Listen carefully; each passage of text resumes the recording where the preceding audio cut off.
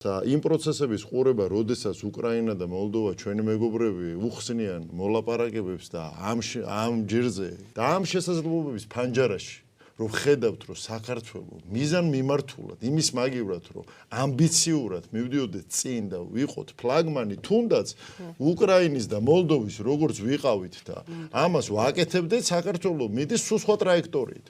ეს არის მთავარი პრინციპი, მე ესე ვიტყოდი ჩვენი ყველასი, ვინც ამ აუდიტორიაში ვარ, რაზეც ვლაპარაკობთ, რომ შეიზღუდა სივრცე. ამ სივრცეს შეზღუდვა, რა თქმა უნდა, გამოწვეული ამ განჭირვალობის კანონით და სხვა პაკეტებით, რომელიც მმართველი პარტიის მიერ იყო დაყენებული ამ პერიოდში. რაღაც პარადოქსული სიტუაცია, საქართველოს არის ისტორიულად ყველაზე ახლოს ევროკავშირთან, გვაქვს კანდიდატი ქვეყნის სტატუსი. და ჩვენი ომხრივი ურთიერთობები არის ისტორიულად მინიმუმზე დაყვანილი.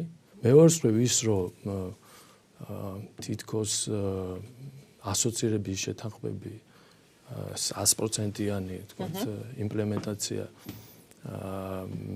მოახდენს ქვეყნის გაწევრიანებას, ეს არ არის მართალი. ასოცირების შეთანხმება არ არის გაწევრიანების ინსტრუმენტი.